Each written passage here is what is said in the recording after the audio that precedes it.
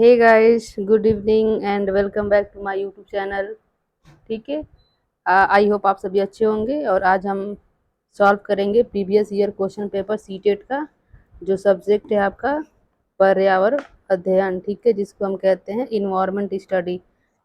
आज इसका question paper देखेंगे जो आपका 2023 का है। ठीक है, क्वेश्चन पेपर है आपका क्वेश्चन पेपर 2023 का। ठीक है, और ये पेपर आपका हुआ था 4 फरवरी 2019 को, ठीक 2023 को। ठीक है, ये 4 फरवरी 2023 का क्वेश्चन पेपर है आपका, और सब्जेक्ट है आपका इन्वायरमेंट स्टडी। ठीक है, तो आइए सॉल्व करते हैं इसको। देखते हैं कैसे पेडागोजी क्वेश्चन को सॉल्व करते हैं और कंसेप्ट बेस्ड क्वेश्चन को।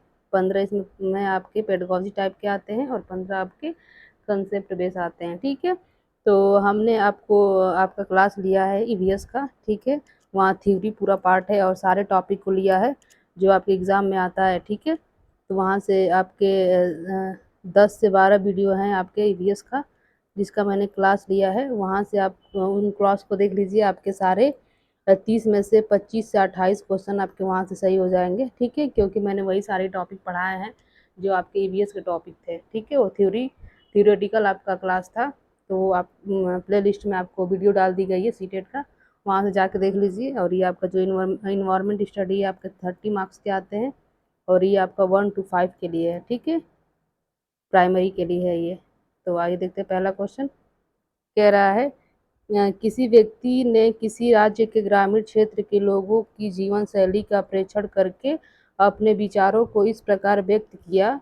यहाँ का रहन सहन साधारण है। लोग खाने के वस्तुएं जैसे टैपिकोआ, जिसको कसावा कहते हैं, और नारियल को अपने घर के आंगन में ही उगाते हैं। इन्हें इनसे बने खाने को चाव से खाते हैं। ठीक है, तो ये कह रहा है कौन सा वो राज्य है आपका, तो ये आपका केरल है। ठीक है, केरल में आपका टैपिकोआ पाया जाता है। ठीक है, और यहाँ आपके आंगन में आपके नारियल के पेड़ उगाए जाते हैं। तो ये केरल है आपका। ठीक है, ये स्टेट आपका केरल है।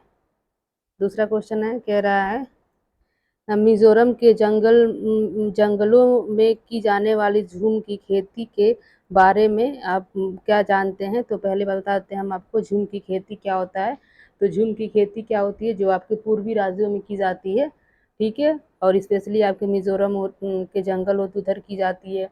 इसमें क्या करते हैं, पहले पेड़ों को काट के जला देते हैं, जो भी उसमें आपके अनचाहे पौधे उगाते हैं, और उसके बाद क्या करते हैं, कुछ साल तक उसको छोड़ देते हैं। ठीक है, और उसको तुरंत खेती नहीं करते हैं। कुछ साल छोड़ने के बाद उसमें क्या करते हैं, उनकी जो भी राख होते हैं जलने के बाद उसी में जला के छोड़ देते हैं, फेंकते नहीं है उसको, और हाथों से मिला के फिर उसमें क्या करते हैं, बीज को बो देते हैं। और दूसरी प्रॉपर्टी ये होती है कि वहाँ अल्टरनेट फसल उगाते हैं। ठीक है, जैसे कि मतलब कंटिन्यू कंटिन्यू एक ही टाइप की फसल वहाँ नहीं उगाए जाते हैं, बदल बदल के अलग अलग फसल को उगाते हैं। ठीक है, झूम की खेती में।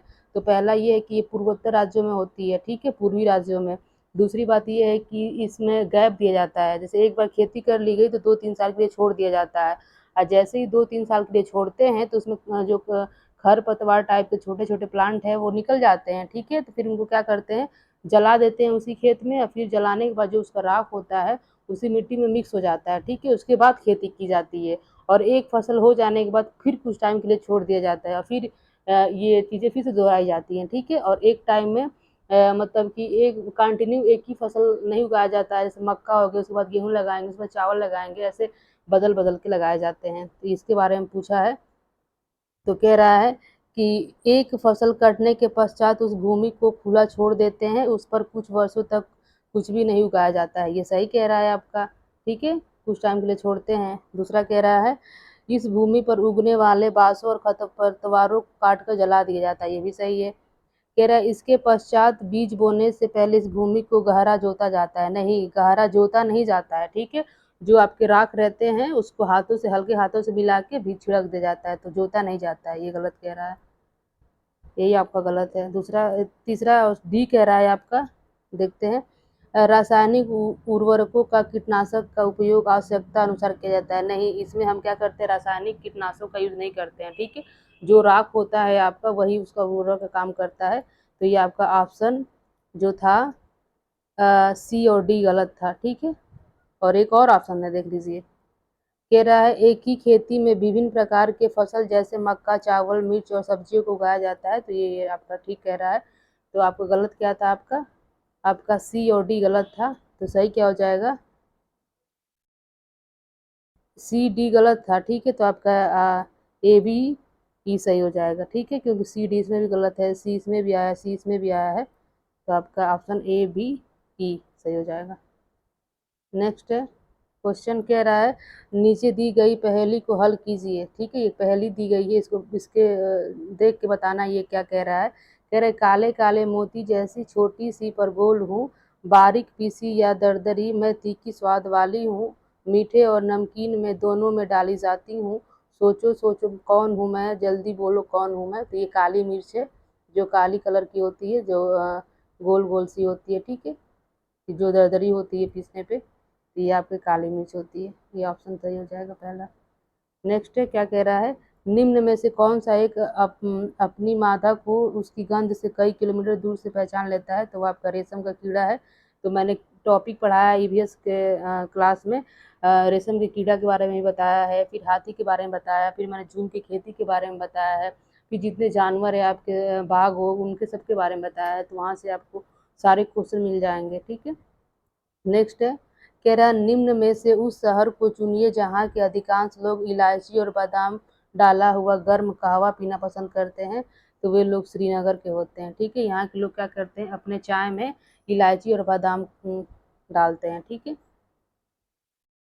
और मैंने बहुत सारे स्टेट के बारे में बताया है, जैसे असम हो गया, राजस्थान हो गया, लद्दाख हो गया, यहाँ से क्वेश्चन आते हैं, ठीक है। तो वहाँ से आपको वीडियो मिल जाएंगे, वहाँ पे सारे मैंने थ्योरी पार्ट कवर किए हैं आपके ईवीएस के।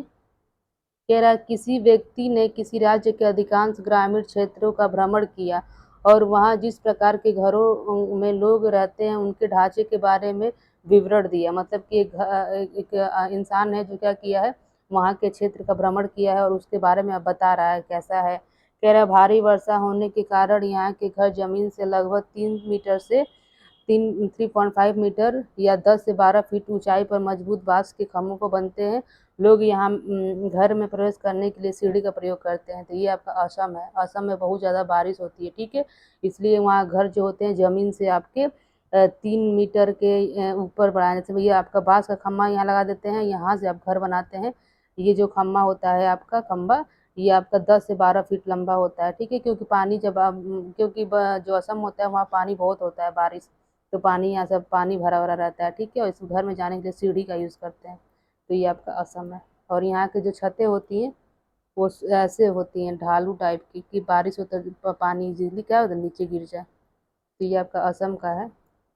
तो ये आपका असम हो जाएगा। मैंने बताया, अभी स्टेट के बारे में पूछता है तो कई सारे स्टेट है, 7-8 स्टेट है, मैंने बताया वहाँ पे क्लास लिए हैं मैंने इसका। तो देख लीजिए प्ले लिस्ट में सारी वीडियो पड़ी हुई है आपकी। नेक्स्ट कह रहा है दिल्ली के टूरिस्ट गाइड में एक मानचित्र दिखाया गया है। इस मानचित्र के एक कोने पर लिखा गया है पैमाना 1 सेंटीमीटर बराबर 990 मीटर। यदि इस चित्र पर किन्हीं दो स्थानों के बीच की दूरी 12 सेंटीमीटर मापी जाती है तो इन दोनों स्थानों की वास्तविक दूरी क्या होगी। कह रहा है मतलब मैप दिया गया है, ठीक है। तो मैप में दिखाया गया है आपका ना कि 1 सेंटीमीटर बराबर है आपका 990 मीटर जमीन पर, ठीक है। जो जमीन पे जाएंगे तो 1 सेंटीमीटर किसके बराबर हो जाता है, 990 सेंटीमीटर के हो जाता है। तो कह रहा है ना कि हो जाता है यदि इस मानचित्र के दो स्थानों के बीच की एक दूरी इतना मापी जाती है 21.2 सेंटीमीटर, तो इसकी वास्तविक दूरी जमीन पे कितनी होगी। तो क्या करना है, 21.2 सेंटीमीटर मापी जाती है, तो इसकी वास्तविक दूरी बतानी है जमीन पे। तो ये देखिए सेंटीमीटर है, 1 सेंटीमीटर में आपका 990 मीटर है। तो क्या करेंगे, इसको हम मीटर में कन्वर्ट कर देंगे। तो 21.2 और 1 सेंटीमीटर में आपका 990 मीटर है, तो 1 सेंटीमीटर हम चेंज कर देंगे मीटर में, तो ये हो जाएगा 990 मीटर, ठीक है।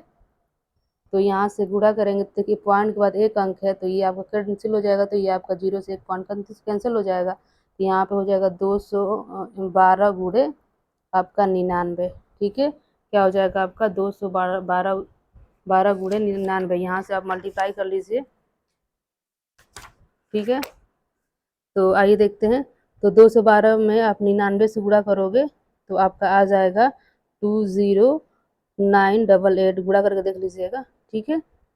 तो ये आपका हो जाएगा, ये आया आपका मीटर में, ठीक है। और आपका आंसर दिया गया किलोमीटर में, यहाँ देखिए किलोमीटर में, तो वो किलोमीटर में चेंज करना पड़ेगा। तो 1 किलोमीटर बराबर आपका होता है 1000 मीटर, ठीक है। 1000 मीटर, तो हम क्या करेंगे 1000 से भाग कर देंगे, तो आपका किस में बदल जाएगा, किलोमीटर में बदल जाएगा। तब यहाँ पे किलोमीटर, तो देखिए 1000 नीचे इसको सॉल्व करेंगे तो 30 है, तो यहाँ से आपका 3 डिजिट पे पॉइंट लग जाएगा, तो ये यहाँ लग जाएगा, तो लगभग आ जाएगा 20.988 किलोमीटर। तो पॉइंट के बाद 9 है, तो ये आपको अप्रॉक्स इसको हम 21 किलोमीटर मान सकते हैं। तो आंसर क्या हो जाएगा आपका 21 किलोमीटर, ये ठीक है।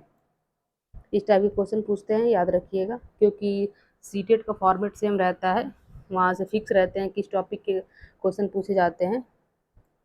नेक्स्ट है, निम्न में से मच्छरों द्वारा फैलने वाले 2 रोगों के नाम बताइए। तो जो मच्छर से होते हैं उसका नाम बताना है।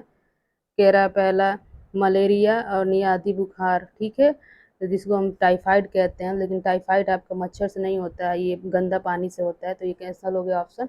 मलेरिया तो मच्छर से होता है लेकिन टाइफाइड नहीं होता है। दूसरा कह रहा है चिकनगुनिया और डेंगू, हाँ ये चिकनगुनिया और डेंगू दोनों मच्छर से होते हैं। इसमें देखिए फिर टाइफाइड आ गया है, ये गलत है। और हैजा भी गंदे पानी से होता है, इसलिए ये गलत है।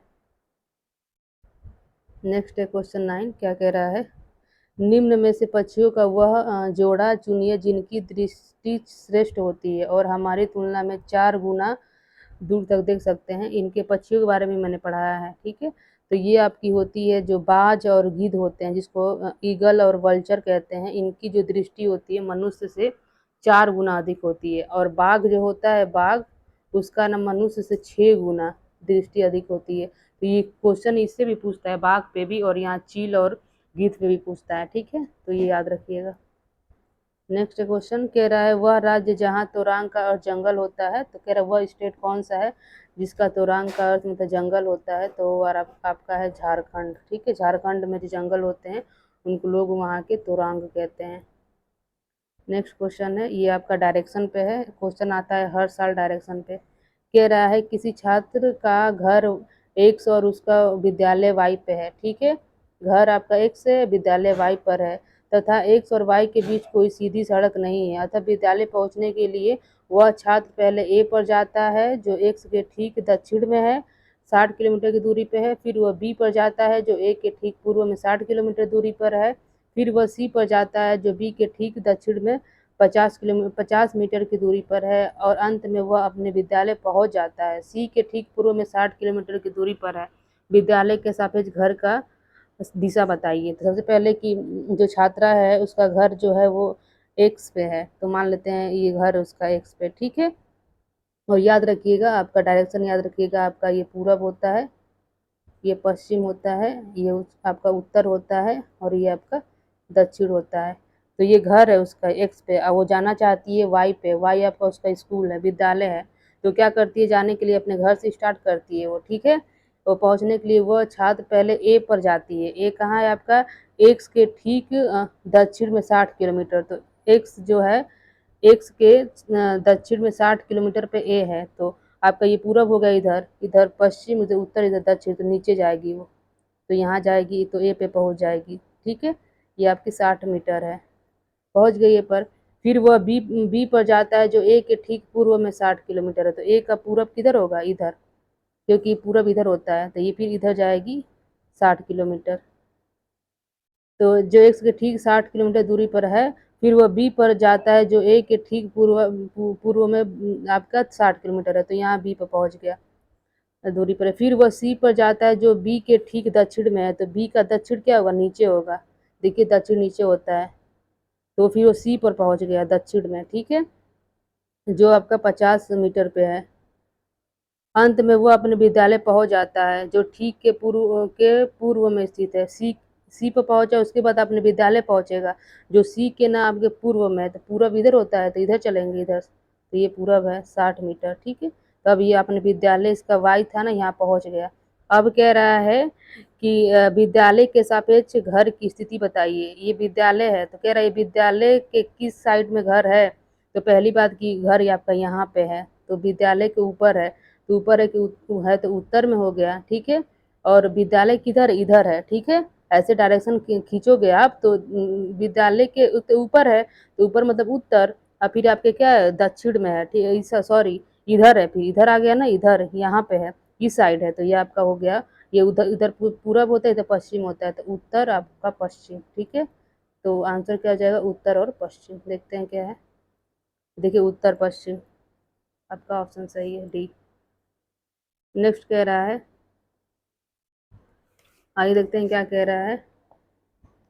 नेक्स्ट कह रहा है कि एक ट्रेन भिंडवंडी रोड रेलवे स्टेशन 22 नवंबर 2022 को 20:30 पर चलकर 24 नवंबर आपके 2022 को 3 बजे नागरकोइल रेलवे स्टेशन पर पहुंची। यदि ट्रेन ने इन दोनों रेलवे स्टेशन के बीच की दूरी 1877 किलोमीटर की दूरी चली तो ट्रेन की औसत चाल बताइए। तो पहले बात, चार इक्वल टू होता है आपका दूरी बटे में समय, ठीक है, यहीं से निकालेंगे हम। तो समय, दूरी तो आपको दे दिया है, इतना समय निकालने की ज़रूरत है।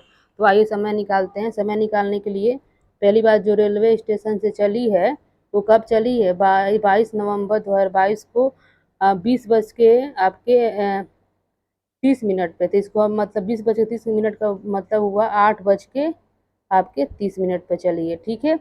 तो 8 बज के 30 मिनट पे चली है आपका कब, 22 नवंबर को, ठीक है।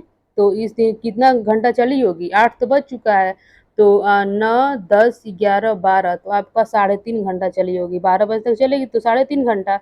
तो आपका 22 नवंबर खत्म। उसके बाद क्या कह रहा है, आपको 24 नवंबर को पहुंचती है। तो फिर आप 22 खत्म हो गया, तो फिर आपको चलेगी 23 नवंबर को। तो 23 नवंबर को पूरा चलेगी, क्योंकि उसको 24 नवंबर को पहुंचना है, तो 24 घंटा और चलेगी चलेगी। फिर उसके बाद क्या करेगी, पहुंच जाएगी। और फिर उसके बाद 24 को कब पहुंचती है, आपको 3 बजे, 3 घंटा और चलेगी।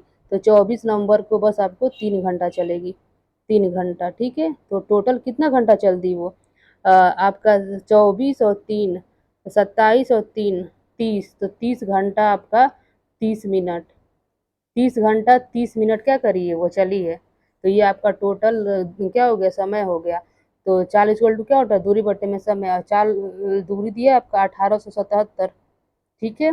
और जो आपका ये आया है टोटल समय, तो आप इसको 30 घंटा 30 मिनट लिख सकते हो, 30.5 मतलब 30.5 घंटा। तो यहाँ रख दीजिए 30.5 घंटा।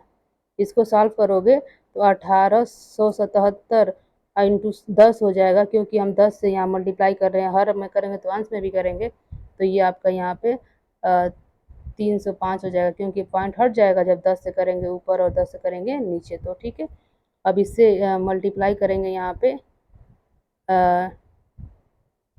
आपका 10 हुआ था, तो ये 877 और 0 हो जाएगा। इसमें फिर 305 से भाग करेंगे तो आपका अप्रॉक्स आपका आएगा 61.54, ठीक है, भाग करने के बाद।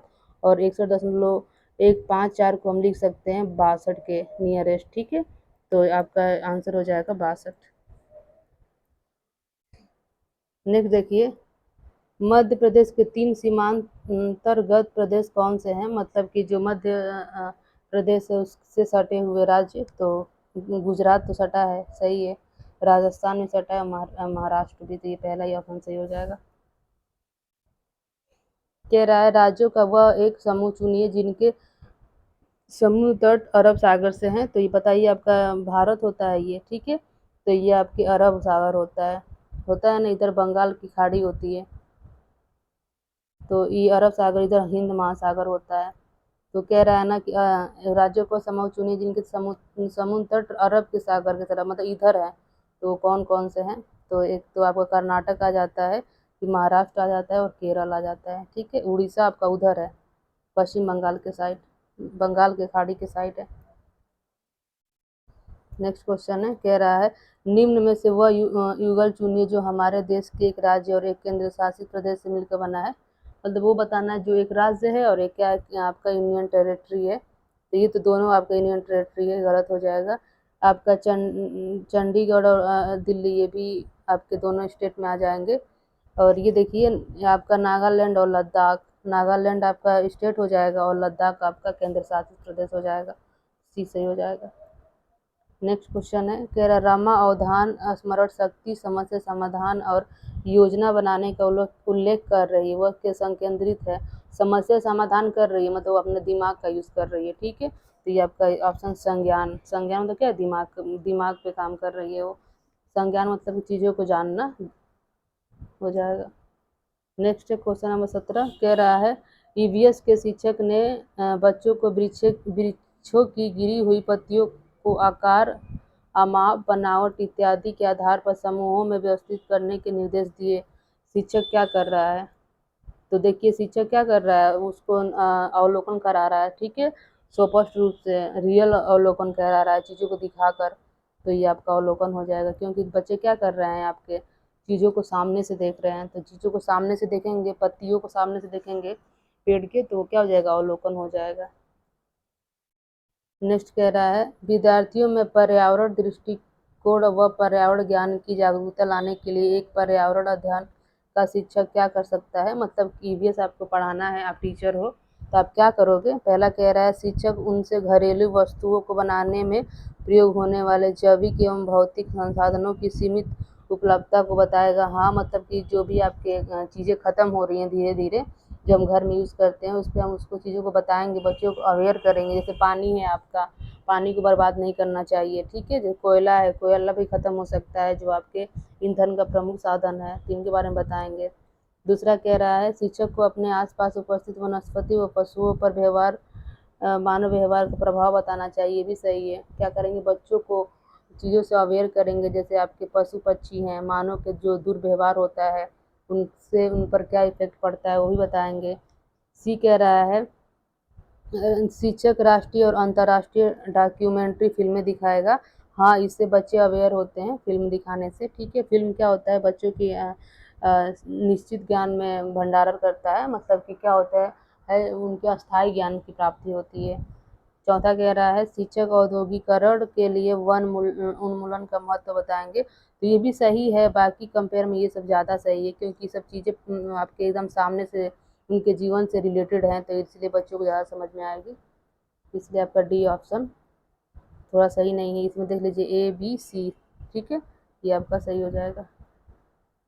नेक्स्ट क्वेश्चन कह रहा है, क्रियाकलाप आधारित अधिगम के अभ्यास में निहित निम्न चरणों को सही क्रम में करिए। मतलब क्रियाकलाप आधारित जो चीज़ें करते हैं, सबसे पहले क्या करते हैं, तो सबसे पहले हम तो योजना बनाते हैं ना। सबसे पहले हम क्या करते हैं, योजना बनाते हैं। फिर जो योजना बनाए हैं उस क्रियाकलापों को करते हैं, ठीक है। और करने के बाद क्या करते हैं, फिर आप क्या करते हैं, चिन्हित के वो करते हैं, क्या करते हैं, आपको चिंतन करते हैं, फिर उसके बाद पुनरावृत्ति करते हैं लास्ट में। सब चीज़ों करने के बाद फिर दोहराते हैं, जिससे चीज़ें क्या हो जाए, आपकी कंफर्म हो जाए। तो ये आपका ऑप्शन हो जाएगा ये सही। नेक्स्ट देखिए, कह रहा निम्न में से कौन सी स्थिति पर्यावरण अध्ययन की एकीकृत प्रकृति को दर्शाती है। एकीकृत प्रकृति मतलब होता है चीज़ों को एक साथ ऐड करके पढ़ाना, ठीक है। कई सारी चीज़ों को एक साथ मर्ज करके पढ़ाना। तो कह रहा है ये विज्ञान, सामाजिक विज्ञान और पर्यावरण शिक्षा के अवधारणाओं से अंतर्दृष्टि विकसित करना। मतलब विज्ञान और सामाजिक विज्ञान और पर्यावरण को जो शिक्षा होती है 1 to 5 तक एक ही में दी जाती है। तो ये आपका एकीकृत शिक्षा के अंतर्गत आता है। जैसे कि हम तीनों सब्जेक्ट को एक साथ पढ़ाते हैं, साइंस को, सोशल साइंस को और इन्वायरमेंट स्टडी को। तो ये आपका पहला सही हो जाएगा। बस याद रखिएगा, जो एकीकृत शिक्षा होती है उसमें कई सारी चीज़ों को समावेश करके बच्चों को पढ़ाते हैं। नेक्स्ट है, निम्न में से पर्यावरण अध्ययन पुस्तक में पहेलियों का सम्मिलित करने का उद्देश्य क्या है। तो पहेलियाँ जो होती हैं, बच्चे जब सॉल्व करते हैं तो उनका रीजनिंग जो होता है, आपका तर्क, वो उनका स्ट्रांग होता है, तो उनकी जो तार्किक क्षमता होती है उनका विकास होता है। तो आइए देखते हैं, कह रहा है विद्यार्थियों के मन को भ्रमित करने के लिए नहीं, विद्यार्थियों को खेल खेल सिखाना, विद्यार्थियों के मन को भ्रमित करना एवं स्वयं आनंदित होना, विद्यार्थियों में तर्क का विकास करना। ये सही है, रीजनिंग डेवलप होता है, तर्क, ठीक है, पहेली के माध्यम से। नेक्स्ट है, रीमा ने अपने विद्यार्थियों को देश के विभिन्न भागों में मनाए गए विभिन्न त्योहारों के उत्सवों पर जानकारी एकत्रित करने का नियत कार्य दिया और उन्हें कक्षा में प्रदर्शित करने के लिए कहा। इस क्रियाकलाप का उद्देश्य क्या है। जो रीमा है वो टीचर हैं, वो क्या करती हैं, जो इंडिया में विभिन्न प्रकार के त्यौहार होते हैं और उत्सव होते हैं, बच्चों से कहती हैं कि आप इनके बारे में जानकारी एकत्र करिए तो वो क्या कराना चाहती हैं बच्चों को? तो सिंपल सी बात है, जो हमारे सांस्कृतिक है, जो हमारे स्टेट में मनाई जाती है, उनसे अवेयर कराना चाहती है बच्चों को, ठीक है। तो क्या हो जाएगा, पहला कह रहा है देश के सर्वाधिक लोकप्रिय त्योहारों के विषय में जानना, ये भी ठीक है, मतलब जानेंगे, लेकिन और ऑप्शन देखते हैं, क्योंकि सीटेट में ऐसे भी ऑप्शन होते हैं जो 2 से अधिक सही होते हैं, लेकिन हम उस ऑप्शन को बेस्ट मानते हैं जो सब में अच्छा होता है, ठीक है।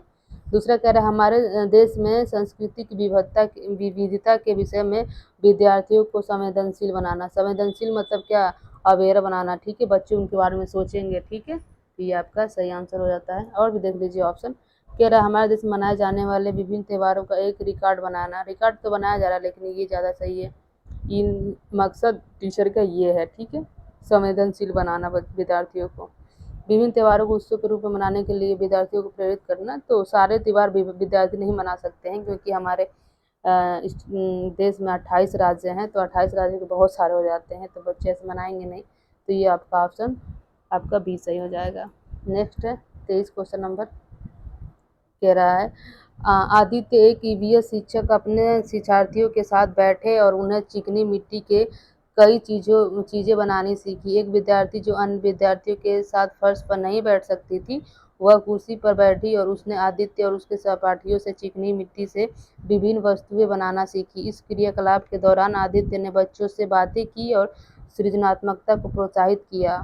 उसने विद्यार्थियों को चिकनी मिट्टी का उपयोग करने, अपने पसंद का दृश्य बनाने के लिए कहा। प्रत्येक समूह ने एक विभिन्न प्रकार विचार प्रस्तुत किए, एक भिन्न दृश्य बनाया। इसके द्वारा उसने अवसर प्रदान किए। जो आपके आदित्य हैं, वो क्या करते हैं कि सारे बच्चों को इकट्ठा करते हैं और मिट्टी के माध्यम से उनको विभिन्न प्रकार के चीज़ों को बनाने के लिए कहते हैं उनके हिसाब से। तो इससे क्या होगा, बच्चे अपने अपने विचारों को प्रकट करेंगे, उनके अंदर जो सोचते हैं वो मिट्टी के माध्यम से जो भी चीज़ें बनाएंगे उनका क्या करेगा, दिखेगा। तो उनके अंदर जो भी चीज़ें हैं वो उभर के आएंगी, ठीक है। तो ये कह रहा है क्या सही है इसमें से, कह रहा है विद्यार्थियों को उनकी प्रतिभा प्रदर्शित करने का, ये भी सही है। उनके माध्यम से बच्चे क्या करेंगे, अपनी चीज़ों को बताएंगे। दूसरा क्या, जिससे कि वह अपनी क्षमता को बेहतर कर सके, ये भी सही है। वो अपने क्या करेंगे, अपनी चीज़ों को बेहतर करेंगे, सीखेंगे। तीसरा कह रहा है विद्यार्थियों में प्रतिद्वंद्विता को मन में बैठाना। नहीं, कह रहा है कंपटीशन को उनके मन में बैठाएंगे, ये गलत है। तो आपका ए और बी सही हो जाएगा। इसमें ऑप्शन आपका डी सही है। नेक्स्ट क्वेश्चन है, कह रहा है यदि आपको ईवीएस में कोई विषय पढ़ाना कठिन लगे तो आप शिक्षक के रूप में क्या करेंगे। अगर आप टीचर हैं और कोई आपको चीज़ें विषय है जो पढ़ाना कठिन लग रहा है, तो आप क्या करेंगी। पहला कह रहा है मुख्य बिंदुओं की पुनरावृत्ति करेंगे। पुनरावृत्ति करने से चीज़ें समझ में नहीं आती है, समझना पड़ता है, ये नहीं होगा। विद्यार्थियों से प्रश्न पूछेंगे। विद्यार्थियों से क्यों प्रश्न पूछेंगे, आपको पढ़ाना पढ़ाना है ना टीचर को, ये होगा नहीं। उसे पढ़िए और पढ़ाइए, तो उसे पढ़िए पढ़ाइए, ठीक है ये भी, लेकिन इससे भी ऑप्शन देखते हैं। समूह शिक्षण रणनीति का प्रयोग करेंगे, ये सही है। इसके से क्या होता है कि समूह शिक्षण का रणनीति का प्रयोग करने का मतलब ये है कि जो अदर भी टीचर हैं स्कूल्स में, उनके साथ हेल्प लेके उनको भी क्या करेंगे, शामिल करेंगे और चीज़ों को आप कराएंगे, ठीक है। ये आपका ऑप्शन सही हो जाता है। नेक्स्ट है, आरती के विद्यालय में ईवीएस की एक प्रदर्शनी का आयोजन किया गया। आपके अनुसार निम्न में से कौन सा सर्वाधिक उपयुक्त उद्देश्य है। तो प्रदर्शनी के माध्यम से हम सृजनात्मकता को बढ़ावा देते हैं, ठीक है। क्या करते हैं प्रदर्शनी में, बच्चे अलग अलग प्रोजेक्ट बनाते हैं, ठीक है, तो उनके अंदर जो क्रियाकलाप होते हैं उनको प्रोत्साहन मिलता है। तो ये कह रहा है कि विद्यार्थी और माता पिता को संतुष्ट करने के लिए माता पिता को संतुष्ट करेंगे। नेक्स्ट है विद्यार्थियों में रचनात्मक प्रवृत्ति का। हाँ, रचनात्मक मतलब क्या होता है, बच्चों में जो क्रिएटिविटी होती है उसको हम डेवलप करते हैं। ये कह रहा है प्रधाना और सहकर्मियों से प्रश्न पूछना, ये क्या प्रसन्न करना, इसलिए नहीं करते हैं, ये भी गलत है। नेक्स्ट है, कह रहा है ईवीएस में शिक्षण अधिगम प्रक्रम की विधि निर्भर करती है। तो आपके निर्भर नहीं करती है। तो ईवीएस का जो शिक्षण अधिगम होता है, टीचिंग मेथड होता है, वो किस पर निर्भर नहीं करती है। कह रहे संसाधनों की उपलब्धता पर, ये सही है। संसाधन के माध्यम से टीचिंग कराते हैं, जैसे आपका श्रव्य दृश्य सामग्री हो गया, उसके माध्यम से कराते हैं। बच्चों की आवश्यकता पे भी होती है, जो बच्चों को नीड होती है वो देख के कराते हैं। नेक्स्ट कह रहा है बच्चों का पूर्व अधिगम अनुभव, ठीक है, के आधार पर भी कराते हैं। बच्चे पहले से क्या जानते हैं उसको अकॉर्डिंग टीचिंग कराते हैं। तो ये आपका पहला ऑप्शन गलत है, क्योंकि कह रहे विद्यालय के दर्शन शास्त्र पे। विद्यालय से क्या मतलब है, आपका अभी चल रहा है बाल केंद्रित शिक्षा, ठीक है। बाल केंद्रित शिक्षा मतलब क्या, आज का समय कैसा है, बाल केंद्रित शिक्षा है। इसमें क्या करते हैं, बच्चे जो होते हैं मुख्य भूमिका में रहते हैं, तो बच्चे को देख के हम टीचिंग कराएंगे, बच्चों की जरूरतों को पूरा करने के लिए कराएंगे, ठीक है। नेक्स्ट है, ईवीएस का शिक्षण अधिगम प्रभावी होगा यदि शिक्षक, मतलब कि जो ईवीएस पढ़ाते हैं वो कब प्रभावशाली होगा, किस क्या करेंगे, तो पहला कह रहा है विभिन्न अर्थपूर्ण और संदर्भित क्रियाकलापों का संचालन करके, तो जिस ऑप्शन में आपको क्रियाकलाप दिख जाए वो पॉजिटिव ऑप्शन होता है, ठीक है। क्रियाकलाप कराना मतलब क्या, इसमें बच्चे सक्रिय रहते हैं, ठीक है, चीज़ों को करके सीखते हैं क्रियाकलाप में, तो ये सबसे ज़्यादा प्रभावशाली माना जाता है। दूसरा कह रहा है को अपने विषय पर आधारित हो, जरूरी नहीं है। कह रहा विषय समाप्त के पश्चात गृह कार्य नियत कार्य दें, विद्यालय के प्रारंभ में विद्यालयों को का उद्देश्य बता दें, तो नहीं, सबसे अधिक आपका ये है क्रियाकलापों का संचालन करें, इससे बच्चों का अस्थायी ज्ञान होता है। नेक्स्ट है, क्या कह रहा है, ईवीएस के शिक्षण को प्रक्रिया कौशलों को प्रोत्साहित करना चाहिए जो जांच आधारित हाथ से करने वाले अधिगम की घटनाएं हैं, निम्न में से कौन सा एक कौशल नहीं है, तो आपका प्रेक्षण करना, अवलोकन करना, इससे क्या होता है, ज्ञान अस्थायी होता है, पूर्व अनुमान लगाना, ठीक है, और निष्कर्ष निकालना, ये सब है, ये आपका नहीं है। नेक्स्ट क्वेश्चन है आपका, कह रहा है राष्ट्रीय नीति शिक्षा नीति 2020 के अनुसार पर्यावरण अध्ययन को एक विषय के तौर पर किस कक्षा के लिए स्थान दिया गया है, तो क्लास 3, 4, 5 के लिए आपका होता है, ठीक है। जो राष्ट्रीय शिक्षा नीति 2020 है उसके अनुसार पर्यावरण अध्ययन विषय जो है क्लास 3, 4, 5 के लिए लागू किया गया है। लास्ट क्वेश्चन है, देखते हैं क्या कह रहा है प्राकृतिक संसाधनों की सीमित उपलब्धि को आप एक पर्यावरण अध्ययन शिक्षिका होने के नाते आप शिक्षार्थियों को कैसे समझाएंगे। जो प्राकृतिक संसाधन है वो सीमित है, ठीक है, वो धीरे धीरे कम हो रहा है, तो आप टीचर हैं तो बच्चों को इसके बारे में कैसे अवेयर कराएंगे।